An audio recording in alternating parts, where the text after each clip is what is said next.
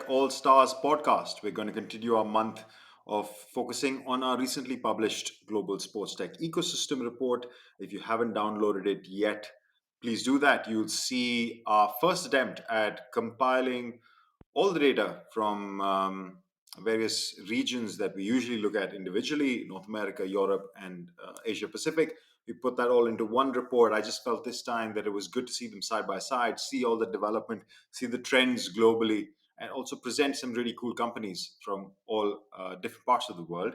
And I've got one such cool company with me on the podcast today. I've got Andreas Westerlind, who's the Chief Commercial Officer at Solidsport. Solidsport is a sports streaming platform from Stockholm, Sweden. Welcome to the show, Andreas. Thank you very much. Great to be here. Thank you for the invitation and look forward to talk to you. Yeah, no worries at all. First, before I get into what exactly Solid Sport is, I'm always curious to know who the person is that I'm talking to. So why don't you introduce yourself to our audience? What is your background and what led you to joining the Solid Sport team? Yeah, as you said, Andreas is my name and started actually as a journalist a couple of years back. Worked as a journalist here in Sweden for a couple of years before I realized that I was meant to do something else. So became a marketing director at another media company here in Sweden. And then, yeah, I mean, I'm a huge fan of sports. And I guess that's how I soon ended up at Solidsport in 2019, then as the marketing director. And has this done work here. First of all, building the marketing team here, but now I have, as you said, the position as the chief commercial officer. So I work with like not only marketing, but I mean all our full sales organization and building the strategies on how we want to build this company both here and in the future.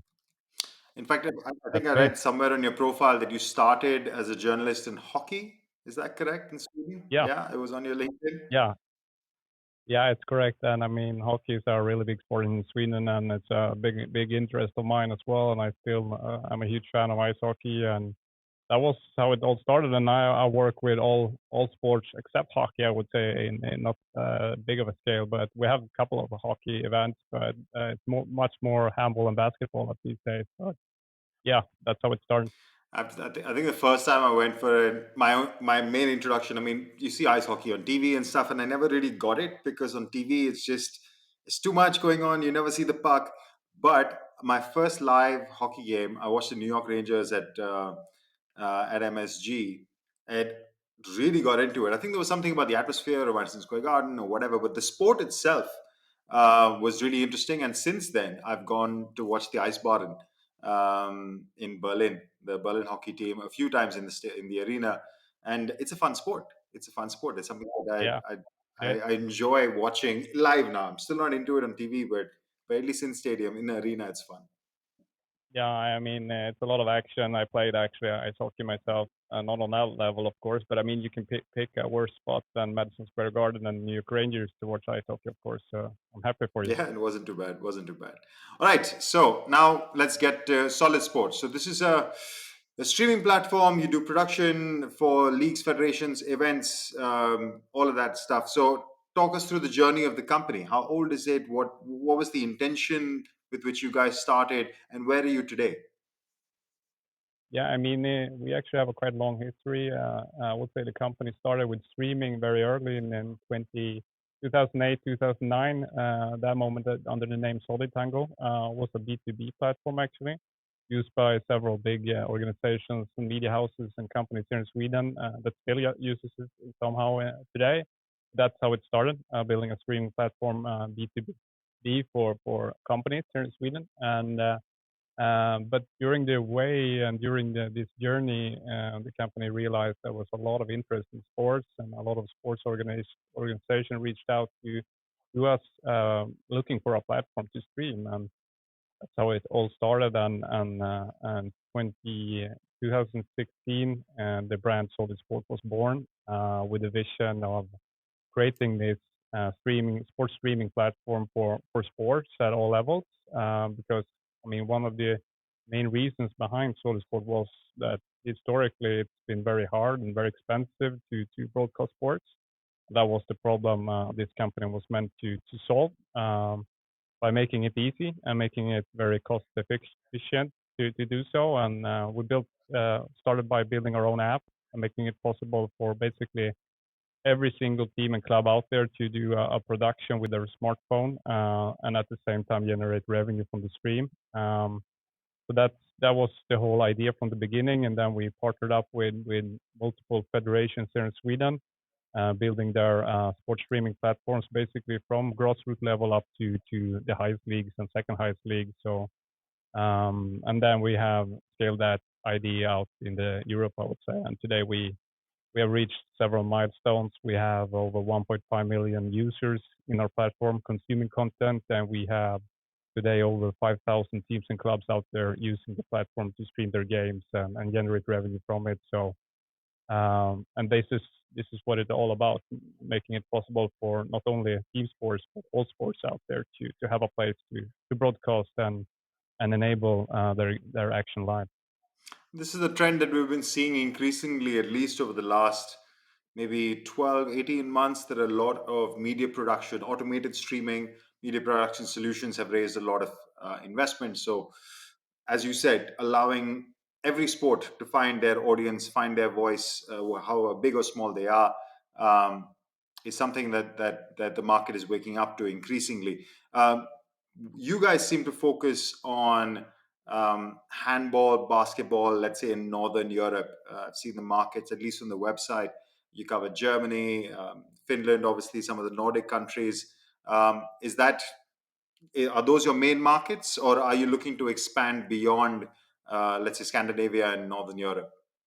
I mean, as you said, we have offices now in Helsinki, Finland, main headquarters here in Stockholm, Sweden, but also office in Hamburg, Germany since 2021. And that's our main markets, of course. And in Germany, we also cover Austria and Switzerland, the DACH market, basically. And of course, there is a global vision, a global goal for this company. And we have, of course, partnerships and events in other countries since we basically can scale from whatever country we are in. So, but that's their main focus right now. And I mean, you mentioned AI, and I would say one thing that makes us a bit unique is that we basically offer a platform that customized for the need of the customer. So, I mean, if you have an AI solution or if you want an AI solution, we can support with that. Or if you want to do a 6 camera production for your really premium game, we can support with that. And or if you are doing a local production for your youth team, you can use our mobile app and do a production like that. So I think that's what we do. We customize the solution for the customer's needs and the sports organization's need of club. And is this purely software, or do you have a hardware application as well? Do you have any sort of camera setting, or you, as you said, work with any setup that the rights holder has? Yeah, we provide mobile apps and of course the streaming platform and our own servers. But when it comes to that, no, we're not developing an AI camera ourselves, but we're partnering set up with those players, and we make sure to listen to what our partners are looking for and make sure we can support them with that, finding the best solution. Understood. Walk me through some successes. I can again, from what I can see, you're working with the German Handball League, the in Austria, with basketball teams in Sweden, also with Malmö in Sweden. So, what maybe talk about a couple of use cases where you've seen good uptake, good numbers through your client base. Yeah, I mean, there are, of course, a lot of success stories out there, but take a couple of them and a couple of different ones. We can start with Swedish Handball, as I mentioned, one of our oldest partners, and also I would say a flagship in what we're aiming to do. And we work with them since 2018, and today we have over 20,000 handball games streamed every year, from basically grassroots up to the second highest leagues. So that, I mean, what I would say is the vision when we work with a federation to basically go top to bottom or bottom to top, and make sure every single club has the opportunity to stream their games. And I will also say that a key in our business model is that they also make revenue from it. It's not only just for streaming, these clubs is generating important revenue as well. Since we started, we've generated over 8 million euro to the clubs. So that's also an important thing to mention, that not only are we enabling them to share the games for everyone who can't be there in the arenas, you also create a really good and important revenue for the clubs. And that is one case. But I mean, you mentioning Malmö, and yeah, they of course a whole lot different type of customer. It's a big club in Sweden, and their games are of course broadcast on national television, but they're still looking for also the opportunity to create their own OTT and a custom solution for their club. So we have provided them the MFF Play Premium, which is their own channel for their fans. We call it the Club TV solution. So there they can provide their fans with exclusive content and combine free content with paid content, and put it all under their own subscription.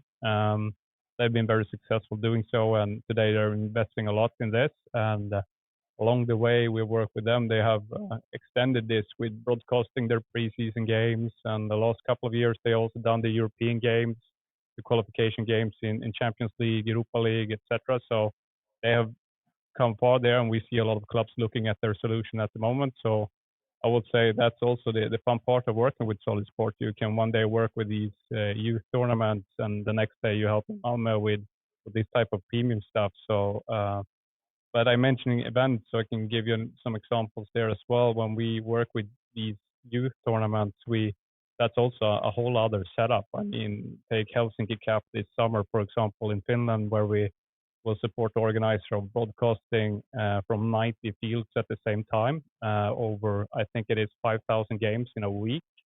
That's basically also something unique, I would say, that we can do together with organizers. And it's a huge project.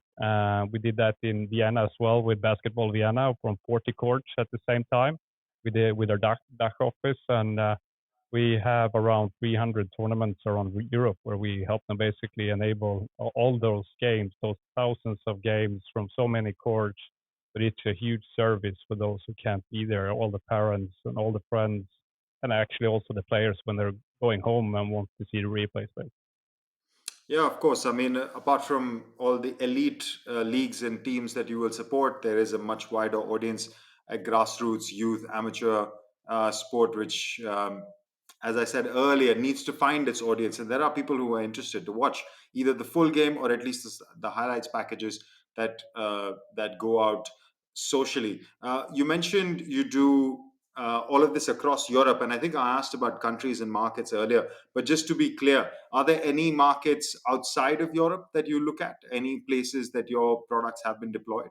Just in case there are listeners from anywhere else in the world that might find the Solid Sports solution interesting. Yeah, I mean, of course, as I said, it's a global vision for the company, but right now we are focusing on the countries we're in, and we'll continue doing so for now. But of course, we're looking at other countries as well. But for now, that's the main focus. But I mean, there are huge opportunities out there in so many different countries, and I would say that the Nordic countries is somehow taking lead in some regards when it comes to these type of technical solutions.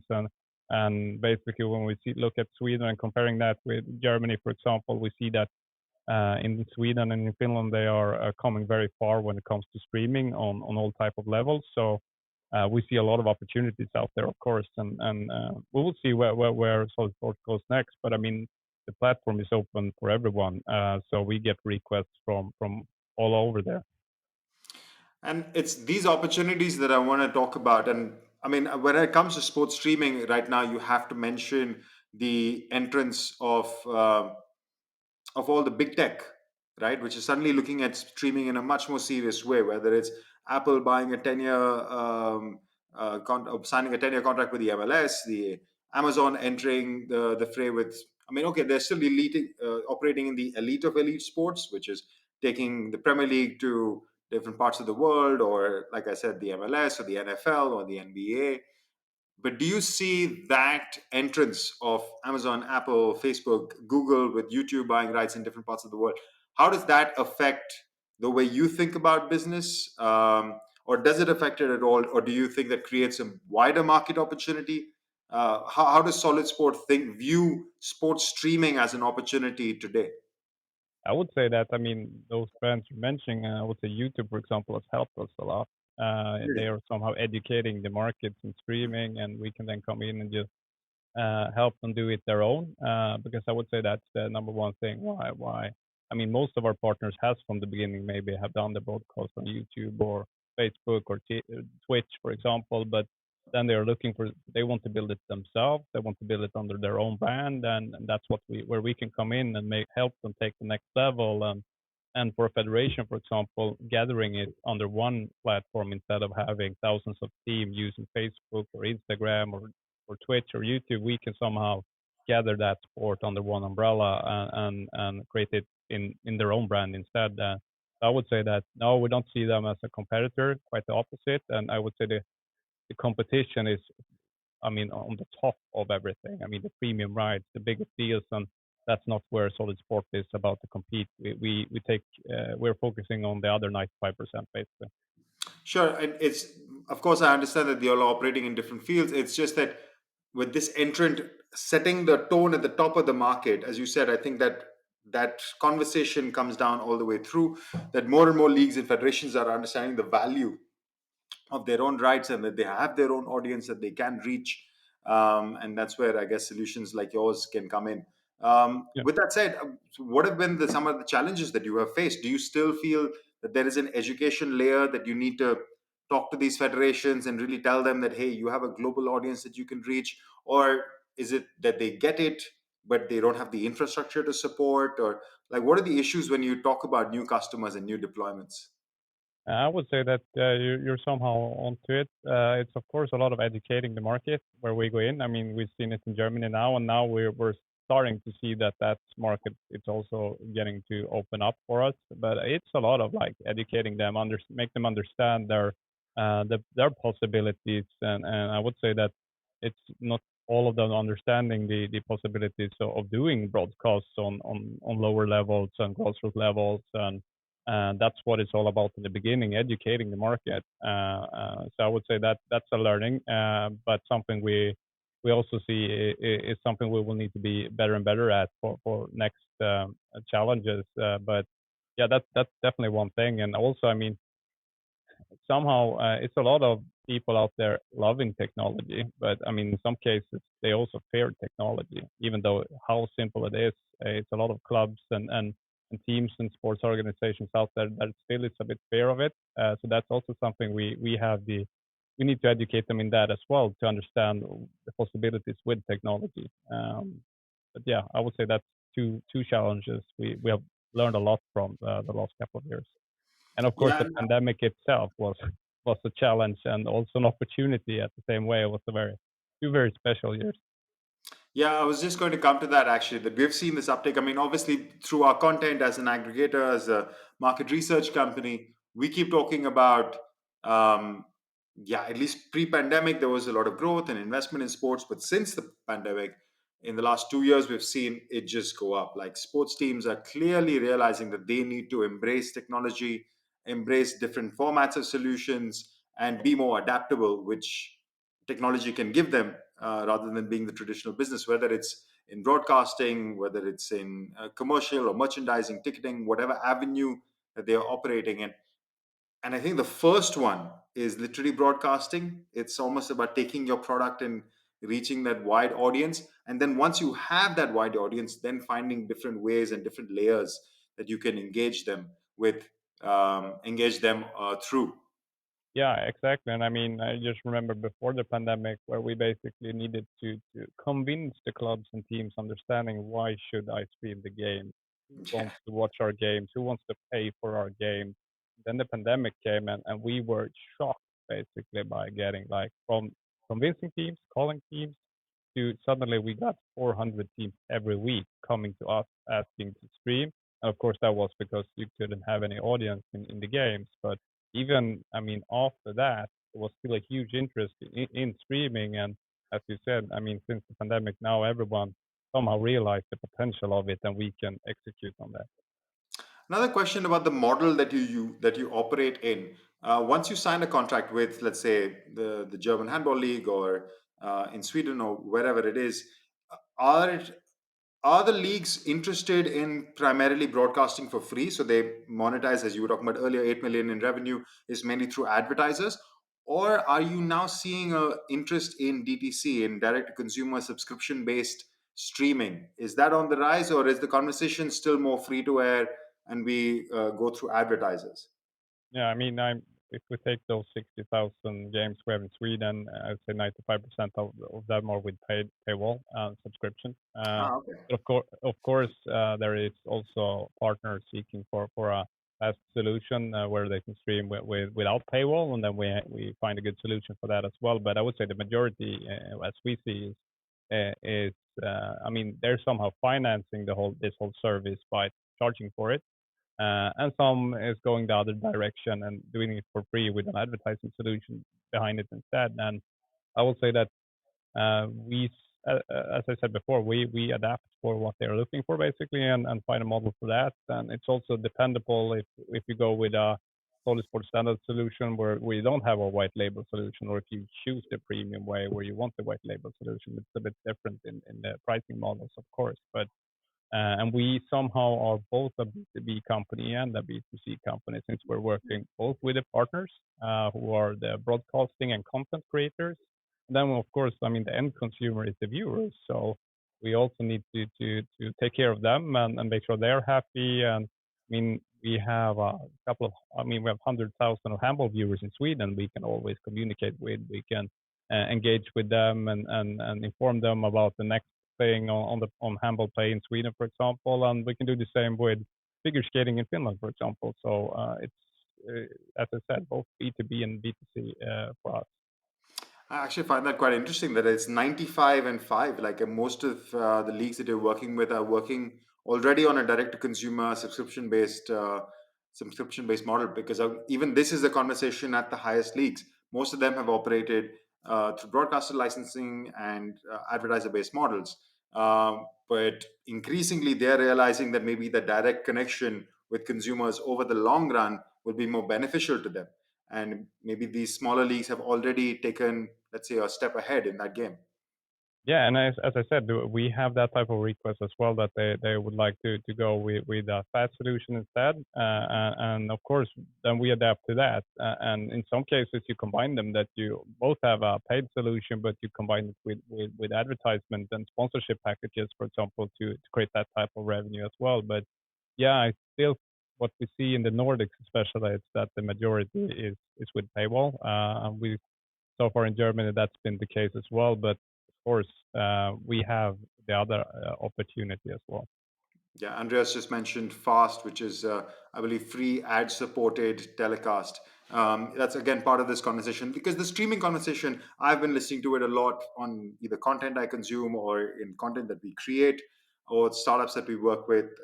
It's a really interesting moment, I think, in sports streaming. You've got big tech on one side, you've got this whole direct to consumer versus fast, or subscription versus fast model on another side. You've got how smaller leagues are operating in new markets. It's a really interesting moment, I think, for the next, say, 3 to 5 years, or for the last 2 years to the next maybe 2, 3 years, about how sports streaming will develop and really drive the conversation about reaching new audiences. Yeah, and so much things happening all the time, and the And with AI technology. and computer vision and Yeah, all the other stuff thrown in. Yeah. yeah, and then with Chat GDP as well, it's things Hmm. happening all the time that we and all other players out there really can we need to handle it and also make the best of it. Yeah. But there's I would say this is just the start. Yeah, absolutely. And I think the reason for people like you and me will believe that it's just the start is that the audience is there. There is an audience for whatever sport, whether it's small, big, um, uh, regional, well organized, or just a bunch of kids, or grassroots sport. There is an audience for different types of sports. Where there is an audience, it is, I guess, an opportunity to bring the game to them, and that is what Yeah, Solidsport will help to do. and I think that's the strength when you go down to, you can call it amateur sport or grassroots sport. That I mean, the engagement around that sport could in some cases actually be bigger than on the top level, because I mean, who doesn't want to watch their kid, or Yeah. who doesn't want to support that local team where you have some kind of commitment to. And that's what we see. I mean, we have some youth tournaments, for example, that you get amazed by the engagement and how many people that really wants to watch their kids on a tournament. And the same when you go to any specific uh, amateur game. I mean, it's always someone who wants to watch those games because uh, that's in some cases more important than to watch their team in the highest league, for example. Yeah, absolutely. All right. So what next? Let's talk about the future. What is Solid Sport looking at for the next 6, 12, 18 months? What's in the pipeline? I would say that, I mean, we've done some important partnerships in AI, and of course, that's something that's really bubbling out there to find a good setup for AI. And I think that's what we will see even more from our perspective as well, to help our partners finding good solutions in that. And Sorry, just on that, in what way? In what way are you looking to incorporate AI into your solution?